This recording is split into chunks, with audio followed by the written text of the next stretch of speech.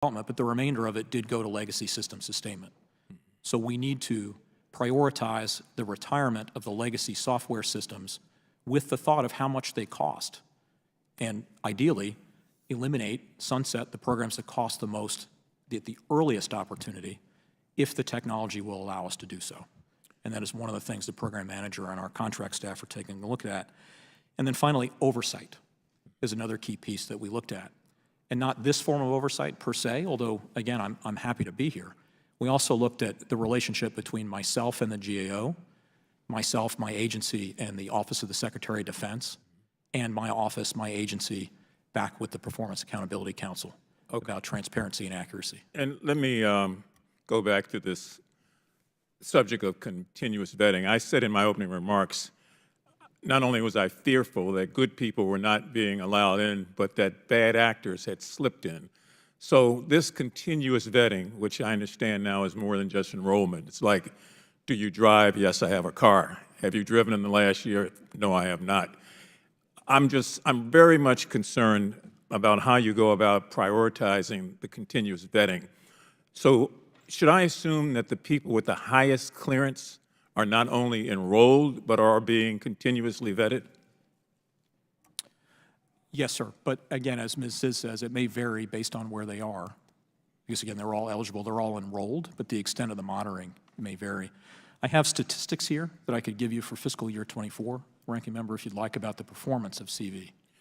Yeah, I'd rather you give them to me as part of your written testimony. I don't have much time here, but I do want to go back to the GAO here and to ask, you talked about your real recommendations to the agency would be to deal with their scheduling, their costs, their cybersecurity issues. Could you take this last minute and speak about that, please?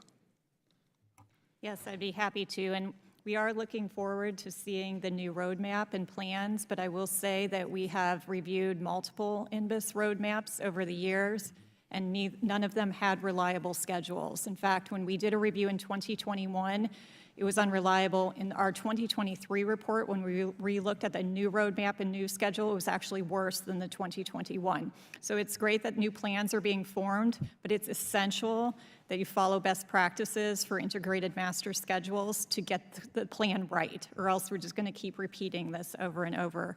I'd also like to mention on the cost estimate, very, very encouraged to hear that DCSA is going to pursue an independent cost estimate. That was one of the recommendations we had according to our best practices too. I mean, the point about already spending over $1 billion, $1.5 billion on the program with several more years, just keep in mind those estimates were unreliable too. So it could have been more. So we don't know. So, right, so when we're at a point now, Mr. Cattler's here, he's new, he's putting great things in place. We really appreciate that he invited us down. He's read all of our reports, he takes them seriously. But our best advice would be to just please, you know, it's great to move forward quickly, but make sure we've got these key program management principles in place, and the same with cyber too. Kind of the main message of our cyber report last week with the 13 recommendations is there was limited oversight of cybersecurity within DCSA. So strengthening oversight of cybersecurity is essential as well.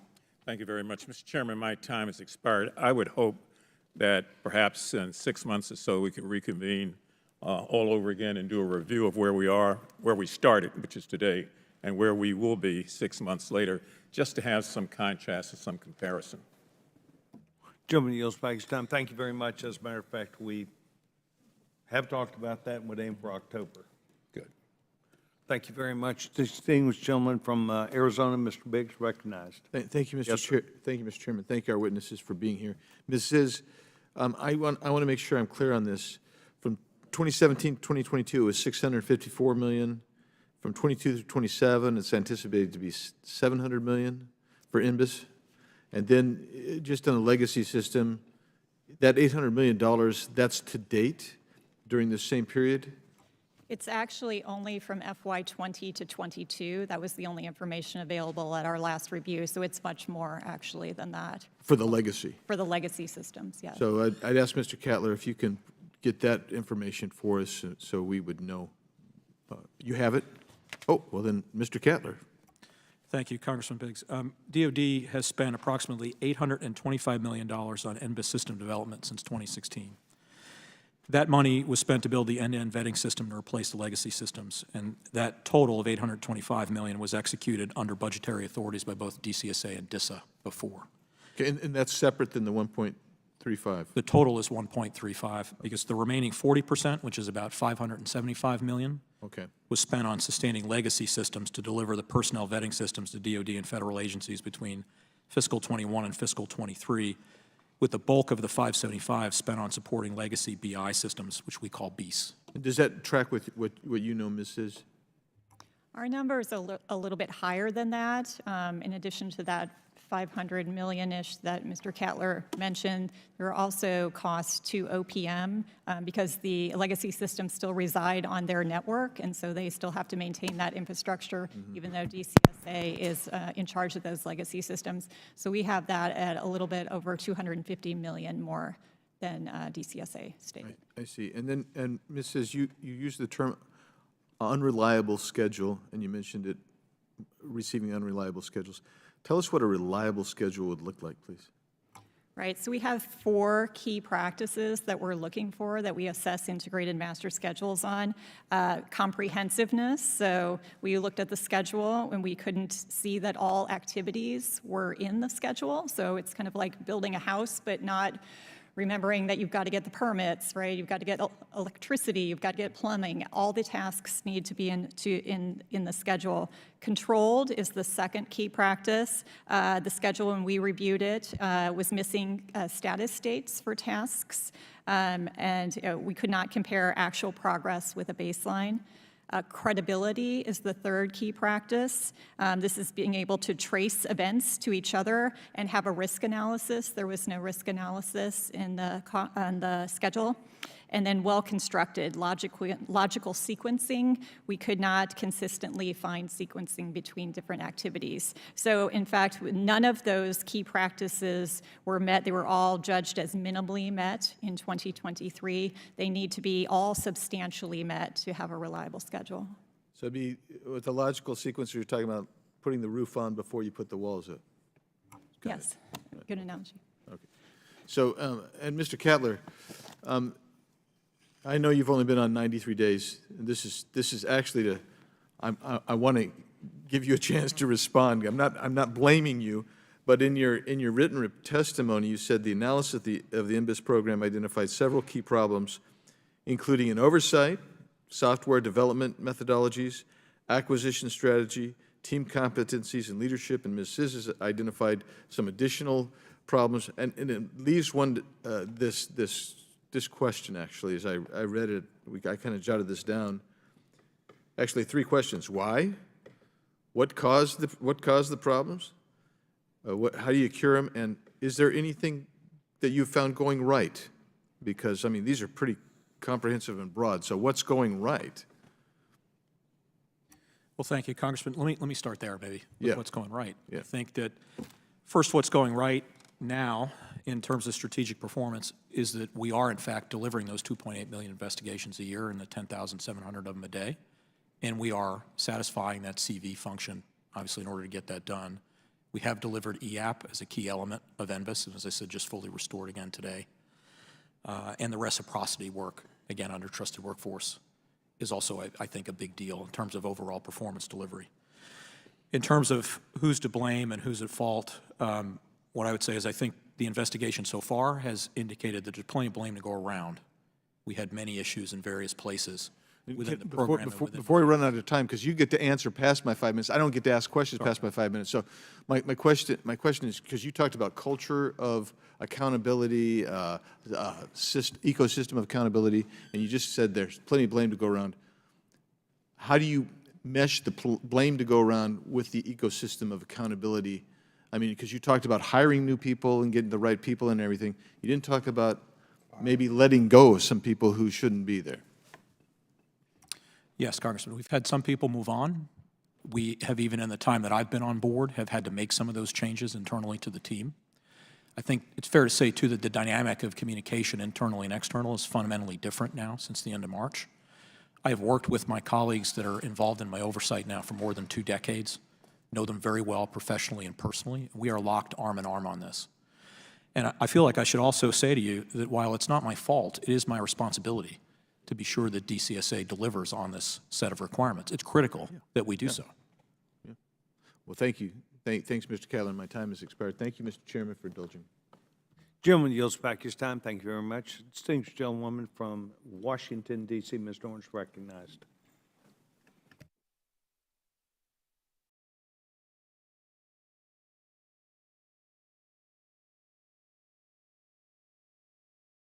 My first question is for Ms. Stitz. Efforts to modernize the information technology system at the root of the U.S. federal personnel vetting process is years behind schedule and well over budget. In August 2023, the Government Accountability Office released a report that found DOD's development of that system, known as SBIS, lacked accurate cost projections and failed to meet 7 out of 7 schedule and cost estimate best practices. Ms. Stitz, why is an accurate cost estimate important to a project like SBIS development? Right, well, thank you, ma'am. It's a key program management principle. Without being able to accurately project costs, you're at risk of cost overruns and you can't manage costs. We have 4 key practices for a cost estimate. It needs to be reliable, it needs to be accurate, comprehensive, credible, and well-documented. We found that DCSA's cost estimate minimally met 3 of these practices and did not meet the credible practice at all. It was not credible. We are encouraged to hear that they are going to do an independent cost estimate. That's key to doing that.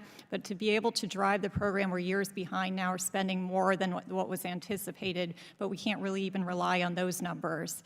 So having an accurate cost estimate is key.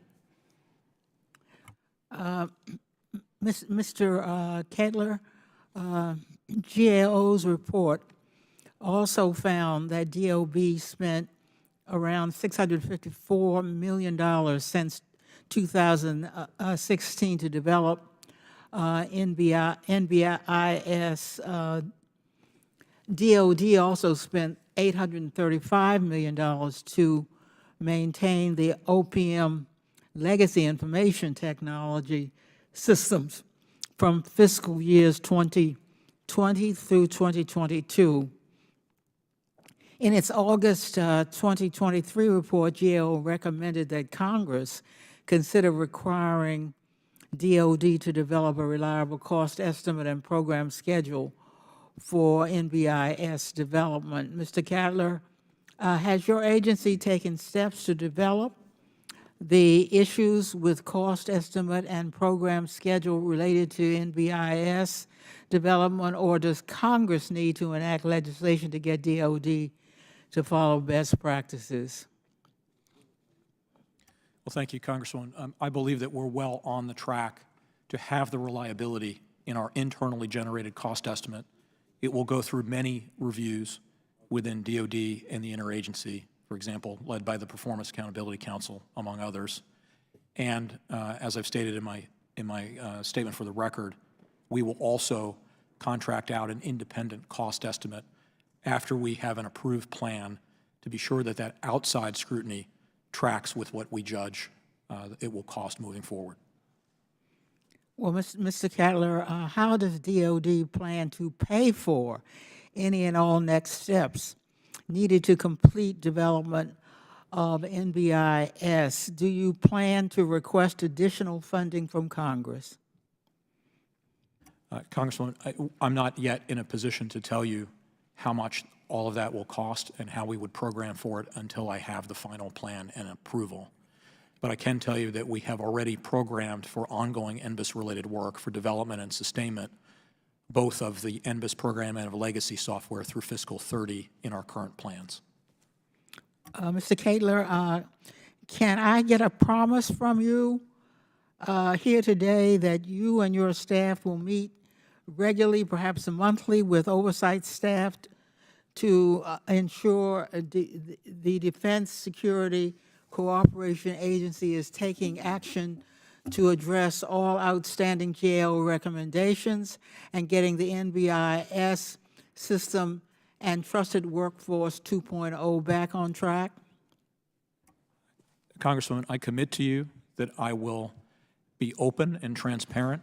I will push information to you, and I will be fully responsive to any request Congress has on any time basis.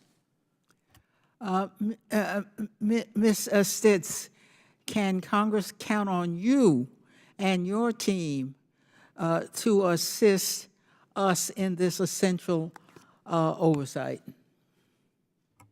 Absolutely. GAO's role is to provide Congress with information to aid your oversight. We've been doing that for many, many years in personnel vetting. We very much appreciate this hearing today. That does kind of provide visibility on the work and move the ball forward. We're absolutely committed to continuing our oversight in this area. Thank you, and I yield back. Gentlewoman yields back her time. Thank you very much. Distinguished gentleman from Louisiana, Mr. Higgins, you're recognized. Thank you, Mr. Chairman. Mr. Cadler, Ms. Sis, thank you for being here. Mr. Cadler, am I pronouncing your name correctly, sir? Because it occurred to me we didn't get it right earlier. Yes, Congressman Cattler. Okay. Mr. Cadler, my father always said this, ultimately, there's always one guy. It's one guy. And today, you're the one guy. But we recognize the fact you've been on a job since March, so we're certainly prepared to give a fellow a chance to make necessary corrections and changes within his authority to correct some malfunction within the federal government. Let me say, this is a federal government that's spending $3 trillion a year that it does not have. So I'm one of those conservative voices that is, you know, call me crazy, but sounding an alarm, the amount of money that we're spending in our country that we do not have. We're borrowing this money, 100% of it. So you have a small slice of that, and it's what we're addressing today. But I appreciate your attitude, because you seem to be focused on actually fixing what has gone wrong within your particular agencies. So let me just, for the benefit of Americans watching, that, you know, Americans have to deal with a lot of acronyms in Washington, D.C. You work for the Department of Defense, the DOD's Defense Counterintelligence Security Agency, that's the DCSA, and primarily what we're discussing today is a failure to roll out a program called the National Background Investigative Services, a new state-of-the-art IT system that will help your agency to handle a workload of dealing with 95% of the background checks and vetting that American government requires across the federal government. Was that an accurate summary of the task you have in front of you, sir? Yes, sir. Okay. And the NBIS program is years overdue and many millions of dollars at minimal over budget. So what we're asking of you today is, will you deliver the product? If we set aside the cost overruns and the budget issues, and the fact again that this is a government that's addicted to spending money that we do not have as a nation, we set that aside, could we at least get some product delivered? And you appear to be saying, yes, sir, yes, ma'am, I'm going to get it done. Am I hearing you correctly? Yes, sir. I and my team will get it done. Excellent. So the good lady seated next to you represents the Government Accountability Office, and they have made recommendations that historically have not been followed. Now, the GAO you know, we give them the responsibility to advise Congress on look into this matter, and say what can be done, and give official recommendations. And historically, that's not always followed, including in your agency. But now that you're in charge, does DCSA intend to follow GAO recommendations? Yes, sir. We have already reverted to following GAO recommendations, and I and the leadership team will continue to ensure that we do. Excellent. I do not claim to be an expert in your field, but I get the feeling that you claim to be an expert in your field, and congratulations, because you have a hell of a job in front of you to fix this thing. And then this committee is going to count on you to measure up. When I was in the Army in 1989, went through an original small security clearance. I was an MP in the Army. We required a little bit of a security clearance. I was surprised to hear that the Army had sent people to talk to I went to high school with. Like there was no computers, there was no IT system, there was no $1.2 billion to do it. They sent human beings to talk to the people I went to high school with. I recall being glad they did not speak to the people I went to college with. So America is less focused on some failure to comply with your budget than we are with the failure to deliver the product that America requires. And I believe I'm hearing you accurately, good sir, saying that you're gonna follow the recommendations of the federal government organization that's responsible to give you recommendations, and you're gonna drive forward with that mission. So I look forward to a report later this year. I thank you each for being here. Mr. Chairman, my time has expired. Gentleman yields back his time. Thank you very much. Distinguished gentleman from Virginia, Mr. Conley. Excuse me, the gentleman, Mr. Frost. Thank you very much. Thank you so much, Mr. Chairman. Some estimates indicate roughly 4 million Americans currently have a security clearance. The Defense Counterintelligence and Security Agency, DCSA, which administers the government-wide vetting process, identified more than 115 federal agencies and roughly 13,000 industry organizations that touch the NBIS. DCSA is in charge of developing NBIS, the IT infrastructure at the core of the personnel vetting system reforms.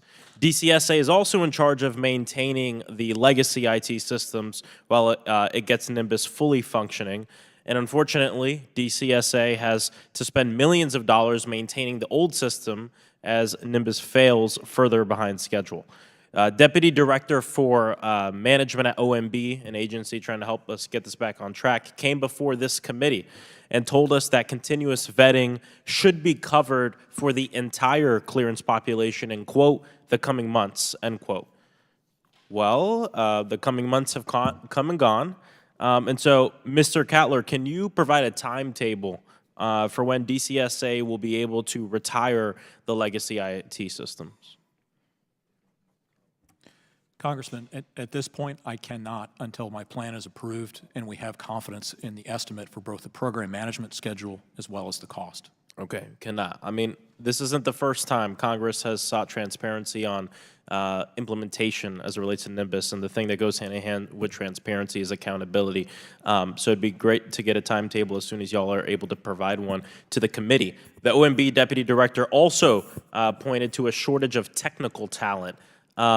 Mr. Cattler, have you at least acquired sufficient technical talent so we can operate the NBIS for the full clearance population?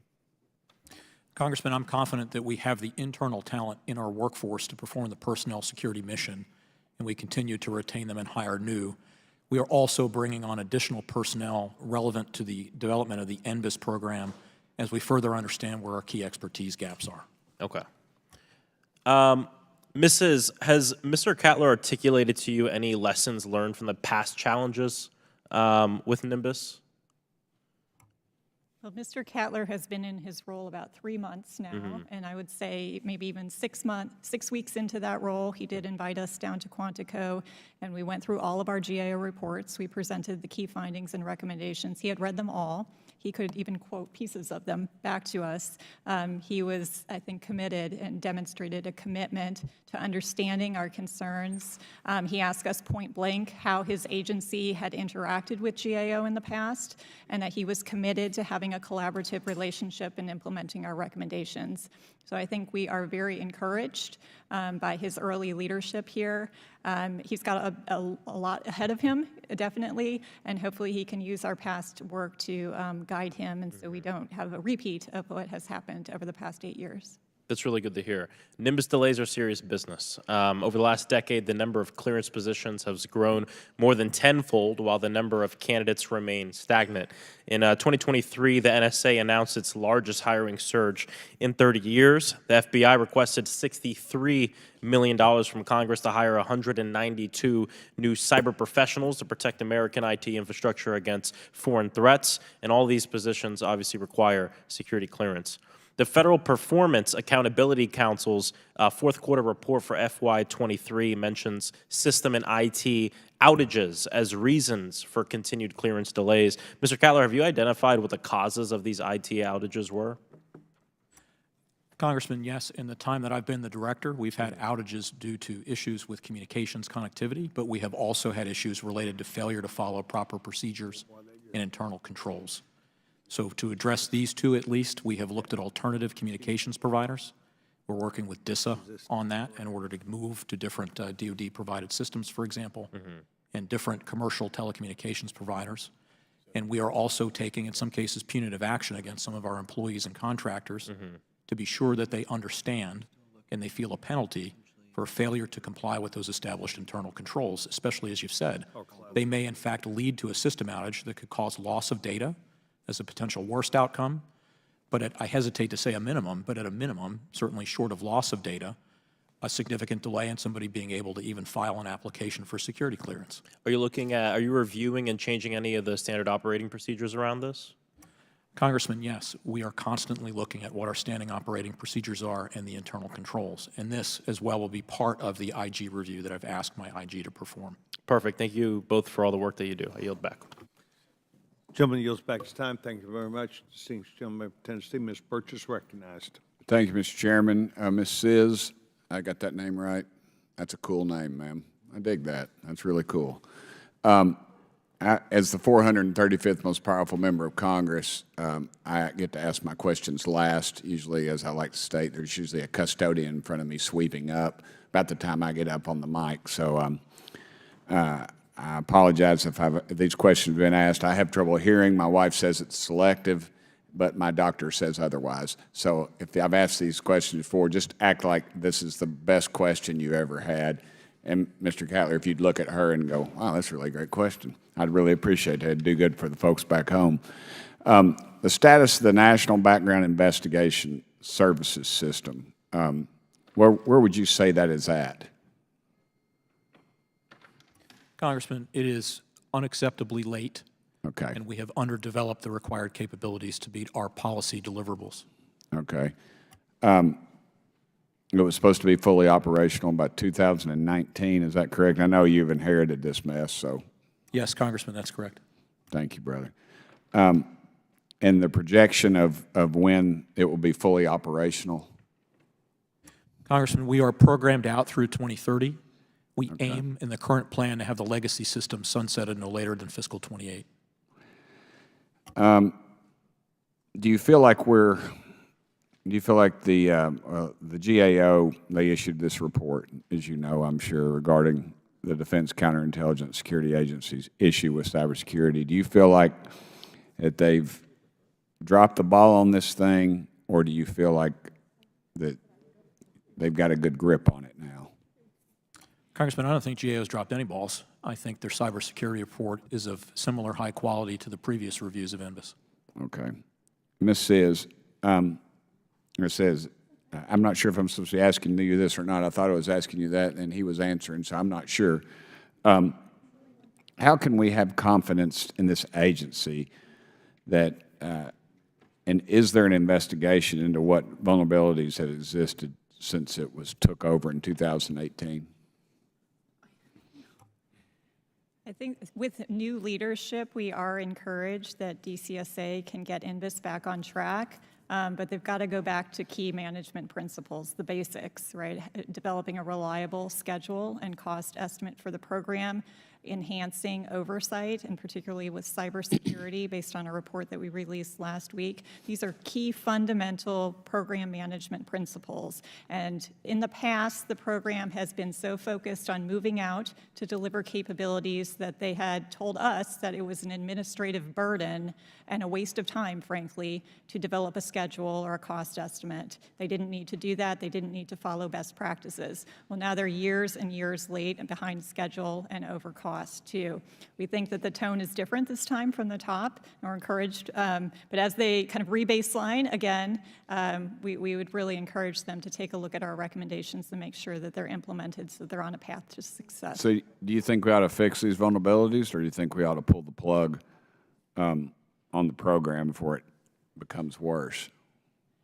The cybersecurity report we released last week, the fundamental cause of the issues was lack of oversight of cybersecurity, lack of documentation of key practices and processes. If you can strengthen oversight, I think that will go a long way. We do have an ongoing review right now that Mr. Cattler referenced. We're actually going in and testing the controls of the systems to look at vulnerabilities, so we don't have that information yet. We'll have that later this year. It'll be a non-public report, of course, but enhancing oversight of cybersecurity is key. Mr. Cattler, what do you expect y'all going to spend on the National Background Information System as it moves forward? Congressman, I need to get an approved plan from the DOD and Right. from my oversight officials, and then I can do the internal tally of how much it will cost, and then I'll confirm that through the independent cost estimate. I'd have to get back to you on what the specific number I'd is. appreciate that. Is that normal operating procedure? Is that the way it usually works? I'm not, that's not one of these trick questions that a lot of my colleagues ask. I'm just asking you that. No, Congressman, it is not. And it's also part of the reason why I say it's unacceptable that I find the NBIS program and my agency in the situation that it's in. If we had followed the proper protocols and leadership had demanded the oversight and internal accountability that Ms. Ziz and her colleagues at GAO highlighted in their reports, I think you could make a fair argument that we would not be where we are. Okay. Thank you, Mr. Chairman. Thank you all very much. Gentleman yields back his time. Thank you very much. The gentlewoman, Ms. Lee. Thank you, Mr. Chair. Since 2017, the department has managed to spend over $500 million on developing a new personnel vetting system, NBIS, with little to show for it. We have no idea when the project will be done, as well as no idea how much more money DOD anticipates spending. To quote GAO's report, DOD's estimate is minimally accurate, minimally comprehensive, not credible, and minimally well-documented. Mrs., when did DOD first estimate that NBIS system would be fully operational? 2019. So that same year, but that didn't happen. This is briefly, what went wrong and what did DOD do next? As we've reported, the NBIS program did not have a reliable schedule, so they could not accurately project when they would hit key milestones. They actually moved their target many times. 2019 was the first target date for full functionality. It then moved to 2022. It moved to 2023, it moved to 2024, and now it will likely be years later. But the key underlying cause of those shifts was not realizing all the tasks that needed to be done to deliver that full functionality. So just a basic program management principle of having a reliable schedule to plan from. So it wasn't until after DOD already missed their own deadline that they publicly reassessed and changed the timeline to then 2023. Mr. Cattler, it's now June 2024. Can NBIS currently perform all the necessary functions DOD needs from it? Congresswoman, NBIS and the legacy systems together perform all the functions that are required, but NBIS alone does not. So no. So DOD is years over schedule, over budget, and the country still doesn't have enough cleared staff to perform the work it needs. DOD has the largest budget in our government, yet seems to continue to make the biggest mistakes. Lost in multi-million-dollar planes, failed audits, and this mess of a security clearance system. In addition to highlighting DOD's uncanny ability to fumble millions of dollars, I also want to take some time to pay attention to the extent to which racial biases may affect the security clearance process and may contribute to the underrepresentation of BIPOC staffers in the national security workforce. In 2022 and 2023, the RAND Corporation conducted research assessing whether racial disparities exist in the clearance process. I ask unanimous consent to enter these two reports into the record. I'm going to take that as a yes. Without objection. Thank you so much. Mr. Cattler, in its study, RAND observed that several societal factors, such as financial challenges and student debt, disproportionately affect minorities and may lead to increased perceptions of risk without considering historic context. How is DOD working to ensure that these risks are fairly considered in the security process? And specifically, what measures are in place to prevent these systemic issues from unjustly impacting clearance decisions? Congressman, we work with the Director of National Intelligence as she performs her functions as a security executive agent on the adjudication guidelines. We also take a hard look when we do our quality control to be sure that we've wrung out any bias. As we identify it, we do make changes in those procedures, and we also hold our people accountable if they make errors or even act inappropriately to deny someone a security clearance based on one of the factors you've highlighted. Thank you. Mr. Cattler, human judgment is a significant component of the security clearance process. What specific training programs does DOD have in place to help investigators recognize and mitigate their own implicit biases? Congresswoman, I have to get back to you with a specific list, but I can tell you generally that we do provide bias training for all of our adjudicators with the recognition that it is a subjective process.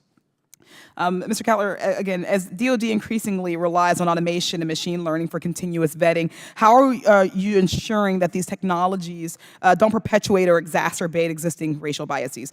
For instance, what safeguards are in place to monitor and correct algorithmic biases in the clearance process?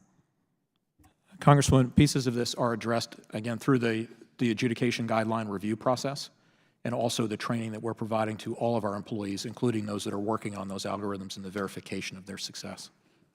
Finally, Mr. Cattler, transparency and accountability are vital. Can you commit to conducting independent assessments of security clearance applications to identify any racial biases that may have influenced outcomes? And will you make these findings public to ensure accountability and foster trust in the process?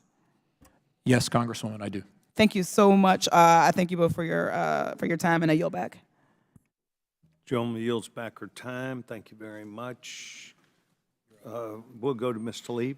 Gentlewoman's recognized. Thank you, Mr. Chair.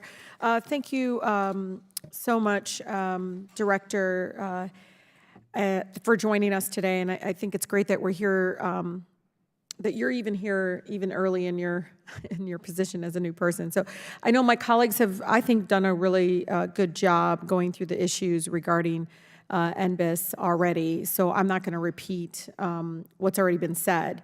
But I want to bring up an opportunity and put a marker down for my colleagues here in committee and what I do here regarding security clearances with my residents. What we're seeing right now, and folks might see it separate, but this is happening to Americans in my district, the no-fly list. And I know they kept saying no one on, both of you can't respond to this, but I think it's really important, Mr. Chair, that here in Washington we again try to address critical issues that are impacting our residents. But the list that right now is being used discriminates against American Muslims en masse with little to no legal recourse for countless wrongfully included Americans. It's been a little over a year since CARE released an analysis of the FBI's so-called, quote, terrorism screening database that found 98% of the names included were Muslim names. For the record, if I can submit the report, Mr. Chair. And one of the things I want to also put into the record and read is also a transcribed deposition of the FBI of April 16, 2024, Mr. Chair. Without objection? Okay, great, thank you. So let me just go over this, and this is important, Mr. Chair, because I think this would intrigue you. On page 199, when the plaintiff's attorneys questioned the FBI about the effectiveness of the watch list, the question was, federal law enforcement officers also encounter people on the watch list, correct? Yes, the FBI answers. And then Chairman Sessions, they go on to say, does the FBI know of any federal law enforcement encounter with a person on the watch list that has led to a terrorism-related arrest? And then they go on to say, so I don't know of any instances where local law enforcement was notified of the presence of an individual on the watch list and then made an arrest based on that. Why this is important at a time, again, this deposition was done 21 years, this is over a 21-year span of the program, had an arrest a single person on the terrorism-related charges because of the so-called watch list of Americans. Meanwhile, I have residents, even one of my local mayors, being harassed and wrongfully profiled at airports, detained for hours. Their phones are removed, Chairman. Phones. Canadian PM called me asking my team for help for innocent families that are also, no longer able to fly because of this watch list. These are American citizens. They have rights and deserve some dignity as the rest of us. And this is important because people think, oh, it's just Muslims. It may be Muslims today, Mr. Chair. But I don't see any reason that this should, again, be partisan, because after all, the FBI can get away with doing this to any group of American citizens. Today may be Muslims, again, it could be another group that they target. So it is great, again, that we're talking about this specific security clearance issue. But Mr. Chair, if I may, please, we should talk about and hear more about this watch list of Americans and bring the FBI before this committee to discuss it. Thank you so much, and I yield. Gentlewoman yields back her time. Thank you very much. I don't need to respond to the gentlewoman now, but I would encourage her to please come sit down with Mr. Mfume and myself, and would remind her that we have thousands of people who are here in this country who are watched, and two of them were in Boston. They were the Boston bombers. We knew that they were in this country, and we knew, all I'm suggesting to you is, would welcome that discussion. Mr. Mfume and myself, I'm sure would be pleased to listen to you, and thank you very much. We are now evidently on a vote. I have not had a chance to have my 5 minutes. Doubtful that I will use that. I had an opportunity over the last days to speak with both of you for almost an hour, perhaps maybe more than that. I want to go back to Ms. Sis, who made a statement which I consider to be extraordinarily important to this entire matter, and that was, regardless of the time frame, regardless of the money, it's got to be done correctly. I'm paraphrasing.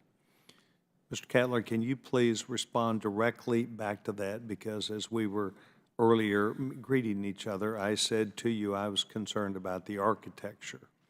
You said that architecture is something, Congressman Sessions, that we have that person here. Well, I assume that the experts, I used to do this at the organization up in New Jersey, where we would do architecture things that determine the best outcome. Can you tell us, are you going to do, as you've heard Ms. Sis say, get this done and have it done correctly? Obviously, your testimony is within time, within the money. Are you going to get it done properly? Congressman, we will get it done properly.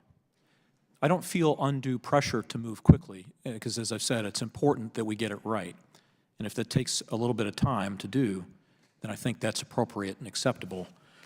But at the same time, I'm also mindful, as members of this committee have highlighted just in this hearing, that we are 8.5 years into a 3-year program.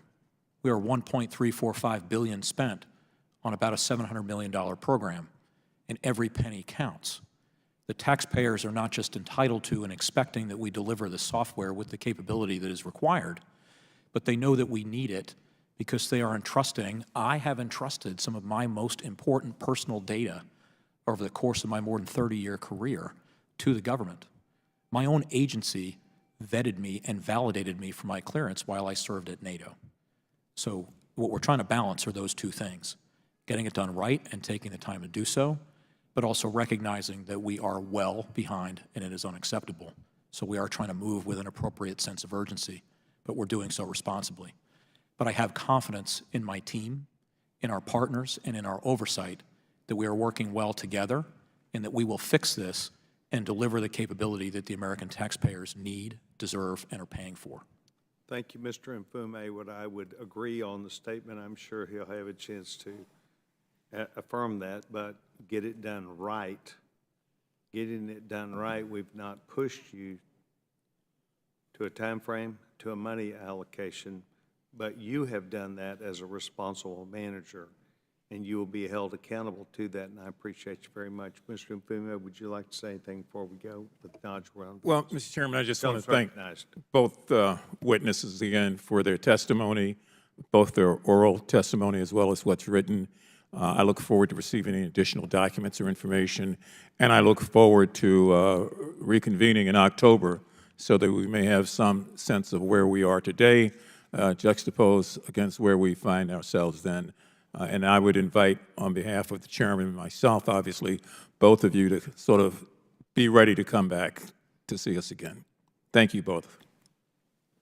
Thank you very much. In closing, I want to thank our witnesses. I want to close the distinguished gentleman from Maryland. And I want to also say that without objection, all members will have 5 legislative days within to submit materials and additional written questions for the witnesses, which will be forwarded to the witnesses if we have those questions. If there's no further business without objection, subcommittee stands adjourned. I want to thank the witnesses very much. Good job, Pete. Good job. Okay. Did they call the vote? It's on. Okay. Have they talked with you about the thing we talked about some time ago, and that is Hawaii? Are you aware of that? They mentioned it. That's on our list of things to go over today.